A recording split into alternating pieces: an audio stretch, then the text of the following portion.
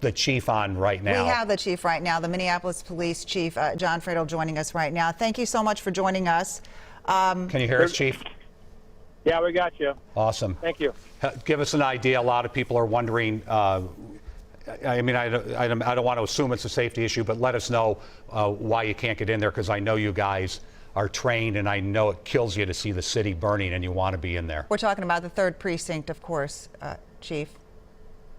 Yeah, we had I was at a fire earlier, just a few blocks down in the evening, and then we could see from our vantage point that there was a little more action going on up around closer to the 3rd Precinct building. So we've left that first fire we're waiting, and we did attempt to send in what we call a task force response. This is a response that's been modeled for these types of sort of civil unrest type of situations. We send them in a smaller group of firefighters and limit the number of apparatus.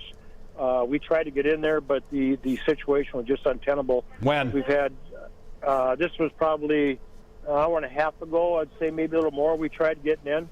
I didn't hear the initial response. I tried to get, I knew they were sending them. I didn't have the exact time, but it's probably been an hour and a half ago was the first attempt, and it was untenable in the sense that they made a decision that was untenable, unsafe for the firefighters. We've had rocks and different type of projectiles thrown at us now the last couple of nights, and it's made it very challenging, and certainly our number one priority is the safety of our firefighters. So when we have the situation where it's unsafe, we're just not going to we're going to make the decision not to enter. We're just going to back away until such time it becomes a little more tenable to maybe get our folks in. And right now we are responding in, and we are escorted in by law enforcement. We also have some National Guardsmen with us tonight, and they establish a small perimeter for us to function in, and that's a key piece of this. And if we get in where there's just a number of projectiles and rocks and those types of things thrown at us, it makes it very difficult to establish any type of perimeter to start functioning and maintain safety. I'm sorry, Chief. So where is this perimeter that you're saying the National Guard has established?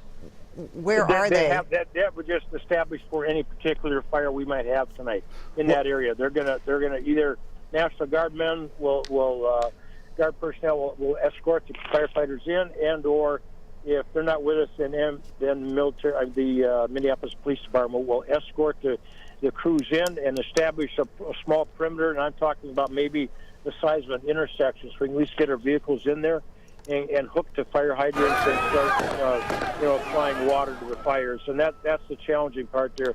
There are so many people down there, and a lot of them feel the need to throw rocks and other things at us, and it becomes a real safety issue for us. Well, Chief, we're sorry that happens, because no one wants to see that happen to a public servant, especially someone on their way to put out a fire. But I just want to be really clear. That is your plan moving forward, is to try to get the Guard to set up the perimeter. That isn't something you've tried yet. You tried going in on your own, and they threw rocks, and you had to pull back. So I guess we're trying to get to, if the Guard was called on at 4 o'clock in the afternoon, and now it's 12:20 on Friday morning. When do you make the try, and has a try been made, and when do you make the try?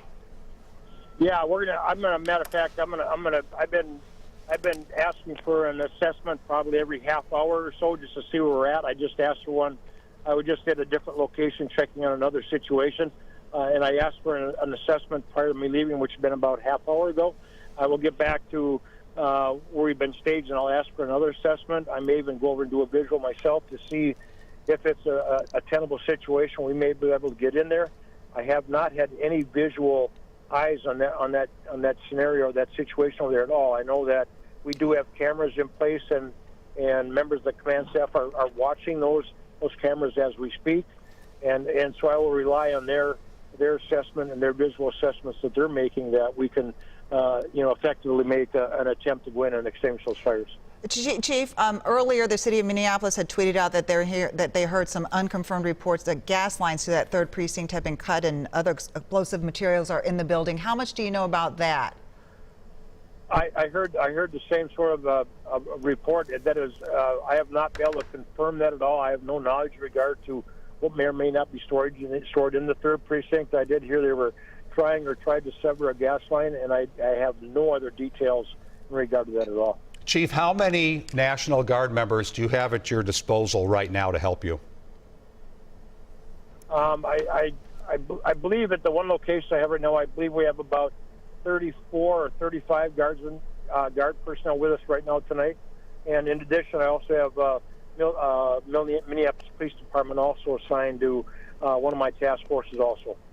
And what is that? Combination of the two. How many police officers do you have? I just have, I believe, one task force of police officers assisting us. The rest is being handled by the National Guard. Is it your call on whether to go in and set up the perimeter, or is that something that is the mayor involved in talking to you about that, or is the governor? Is Chief Arredondo? No, we'll just make, especially when it comes to the fire scenario, that'll be our call. We'll go in if we can safely go in and like the fire I had earlier tonight. I was the first one there. I didn't have any fire trucks. I knew the fire was there. I pulled up right in front of the building, and I didn't have a perimeter. I didn't have any law enforcement. I had nobody with me. I just made the assumption or the assessment that we could get it in. I called the task force in, and we just set up, and then law enforcement came and helped establish that perimeter to protect that perimeter for us to function, and that's how we operated. So we'll make an assessment. If we can go in, I can assure you we're going to go in and try to put those out. That's for sure. Is 34 Guard members enough? I'm looking at a crowd that looks like it's several hundred, if not 1,000 or more. Yeah, that's always, and that's, and there again, so it's, 34 guardsmen in their vehicles. And so that the vehicle always can block an intersection to limit vehicular traffic in and over our fire hoses and that type of stuff. So that would probably be effective, for now. At least we will certainly try to establish an effective perimeter with that. We can also have the option to call in additional support if we need to. Where would you call the additional support from? We are. I mean, when I say I'll send them to task force, I wouldn't send in all 34 guards personnel. They've been assigned to a different number. We have a certain number assigned to each of our task forces that we have established right now, and so we just asked for another task force to come in, which would include some additional security personnel or perimeter personnel for us. Chief, are you hearing from other cities, other states, other fire departments in other states who want to come out and help? Because I know that does happen a lot when they see a situation like this going on. Yeah, I've talked to a number of folks. I've certainly been in close contact with our very good partners in St. Paul, and they're facing the same situations we are.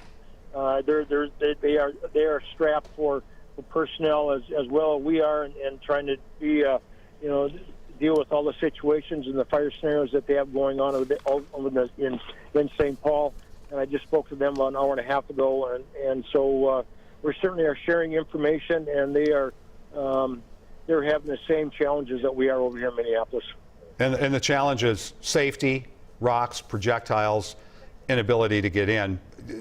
The thing that I'm trying to connect the dots on is the governor said he was sending activating 500 National Guard members earlier today. And now I'm thinking, if this is a police station's been overrun, is on fire along with another quarter of a city block, if not more from what we can tell, I guess the thing I'm trying to connect is, why don't you have more than 34 National Guard members? Yeah, and I guess that's all that's been assigned to us. I don't know how many are supporting law enforcement. I have no knowledge that. I can only speak to what I have assigned to the fire department. So with the combination, I'm certainly grateful that I have them. I thank them that I have the support, because we certainly need it. And I hope that we can just keep not only the firefighters and everyone safe, but the residents of Minneapolis, and we can get through this and get these fires extinguished. Yeah, we know you want to do that. Well, what can we do to help? What message is there that you want people to know right now that they could be of help to you? I'll be honest with you, just be very vigilant, and don't be afraid to call. If they see something, call, and make sure that they, call 911. And even though I know 911 has been inundated with phone calls also, be very vigilant, take care. If you don't need to be in the areas, please don't go in the areas. It just isn't safe, and I would just hope people would just start to understand that there's some anger and there's some tension. They want to vent a little bit, but burning our city is not the way to do it, and especially in the buildings that serve these communities. They serve such an important role. When you talk about the drugstores and the grocery stores and some of the buildings that have been destroyed, it's very disappointing. And the Minneapolis Fire Department is there. We're going to protect the residents of Minneapolis, and we're always going to be stood up, and we're going to make sure we protect our firefighters. Yeah, it's a good message, Chief. You know, I would make it my final question, but I've been getting so many social media asks about this. I think I know the answer. Some people want to know why you can't do an airdrop on it like it was a forest fire. Yeah, you know, I have to be honest. I've been around a long time and don't think I haven't thought about that. I don't know anybody has a helicopter right now. I mean, you know, that it does make some sense. You know, but there again, that's a whole other thing that we don't do. We're structural firefighters, and we use fire trucks and everything's, you know, ground monitors and hand lines off the fire trucks. But that is not something that I tell you, I certainly have thought about, and if that's even a possibility, even try something like that. So it's whoever sent that message in, I mean, they're thinking. I appreciate that, and that's they certainly have some understanding and knowledge. So that's an excellent thought. Chief, so once more now, you are going to go out and you're going to assess the situation shortly and see if you are able to bring in troops and trucks, and set up a perimeter. I will try to go out and get myself in a position where I can get a vantage point of what I have earlier this evening. I was driving very close to that area. I was just, matter of fact, right behind the precinct building earlier this evening, and then I just kind of driving around the perimeter of the entire area just to kind of assess what the sort of what the environment looked like, and as it became dark and a few more folks start to gather, that changes a little bit, changes that dynamic. So we'll go out and make another assessment. When I get out of the vehicle right now, when I stop here in a minute, I will call and get another assessment what they're visually seeing on the cameras, and I'll probably drive out and take an assessment myself, and then make a decision as soon as we can to go in and extinguish those fires. All right. All right. Chief John Freutel, Minneapolis Fire Chief, thank you so much for joining us, and stay safe out there. Yeah, call us if the public can be of service. You need some messages sent out, Chief. Thank you very much. Good luck. Thanks. I appreciate you guys. So, thank you. Thank you. Yeah. Interesting. I thought 34 would be a small number of National Guard troops to have, and he was happy he had 34. It sounds Probably like happy to have anything at this point, right? It sounds like he'd like more.